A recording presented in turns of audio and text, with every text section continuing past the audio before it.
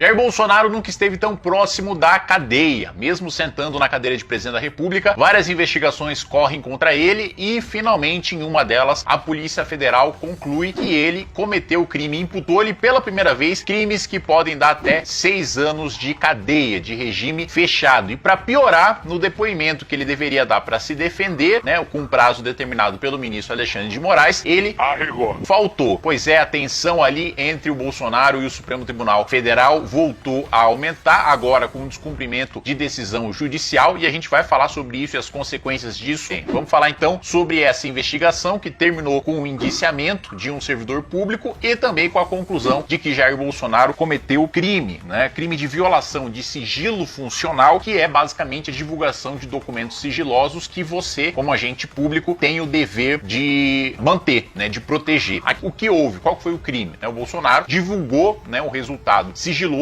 de parte sigilosa, de um inquérito policial, né? Isso é ilegal, e quando você é funcionário público, a pena aumenta. Quando você é um agente público, né, um agente político, não deixa de ser um agente público. A sua pena aumenta e é uma pena pesada, né, que vai ali, o crime descrito, né, pela delegada é uma forma mais grave da violação do sigilo funcional, que é caracterizado por danos à administração pública, ou seja, quando você divulga o material de um inquérito sigiloso e aquela divulgação causa um dano à administração pública, com pena prevista de reclusão, ou seja, cadeia, de 2 a 6 anos, né? Passou de 4 anos, você já começa a cumprir no regime fechado, você começa a cumprir dentro da cadeia. Para piorar essa situação, né, qual foi a conclusão da polícia? A conclusão da polícia é que o presidente da República cometeu crime, mas é fundamental, diz a Polícia Federal, que o presidente se manifeste, se justifique, né, em relação à divulgação desse inquérito sigiloso. Muito bem, foi aberto o prazo legal para o presidente prestar o depoimento para a Polícia Federal. O presidente não compareceu nesse prazo legal e, portanto, vai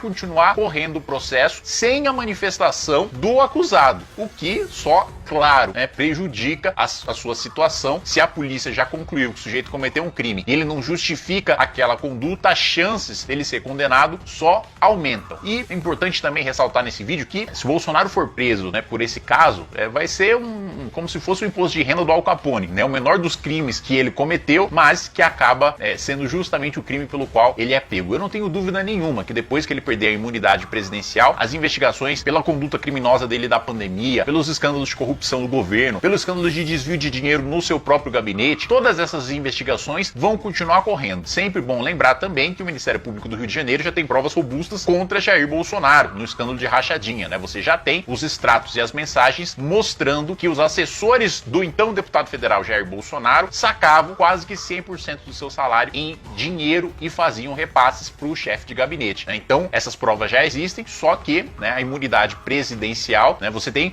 é bom a gente esclarecer esses conceitos, né? Você tem o foro privilegiado. O que é o foro privilegiado? É a prerrogativa que o agente tem de ser julgado em determinado tribunal, né? Então, um deputado estadual, por exemplo, tem foro privilegiado no Tribunal de Justiça. Ele tem a prerrogativa de ser julgado, né, quando comete crimes no exercício do mandato. Isso é importante também. Se o cara vai lá e mata uma pessoa, entende o Supremo Tribunal Federal que o assassinato, se não tem nada a ver com o mandato, né? O cara não estava no exercício do mandato, foi lá e matou alguém. A não ser se for o pai do Collor que dá um tiro no meio do Senado. Aí pode ser que nesse caso se aplique. Mas se o cara foi lá, assaltou uma mercearia, não tem nada a ver com o mandato, aí ele não tem foro privilegiado para isso. O foro se aplica para crimes cometidos no exercício do mandato, né? Deputados federais têm foro no Supremo Tribunal Federal, assim como o presidente da República. Só que o presidente da República tem uma proteção maior do que essa. Ele tem a imunidade presidencial. O que é a imunidade presidencial? O presidente da República só pode ser denunciado com a autorização do Congresso Nacional e por crimes cometidos no exercício da sua função, que significa que se eu mato um sujeito num dia antes de ser diplomado presidente da República, enquanto eu for presidente, eu não posso responder por aquele homicídio, porque enquanto presidente, eu só posso responder pelos crimes cometidos no exercício do mandato, né? E é justamente essa imunidade presidencial que impede que qualquer denúncia sobre escândalo de rachadinha avance diretamente sobre Jair Bolsonaro. Tanto que Flávio Bolsonaro tem foro privilegiado, aliás, o Supremo reconheceu até o foro privilegiado retroativo dele, ou seja, crimes que ele cometeu quando deputado estadual vão ser julgados pelo Supremo porque ele tem foro de senador. Ainda que, na época de deputado estadual, o foro dele fosse o Tribunal de Justiça do Rio de Janeiro. Mas o Supremo, nessa interpretação maluca aí da legislação, entendeu que, claro, para beneficiar, né, e aí sempre dizem, né, Bolsonaro é inimigo do Supremo, não sei o que, se Bolsonaro fosse inimigo do Supremo, o Flávio estava preso há muito tempo. A investigação já tinha transitado em julgado, já tinha avançado ali no TJ do Rio de Janeiro, mas o Supremo salvou seu filho, Flávio. Quai, seu app de vídeos curtos.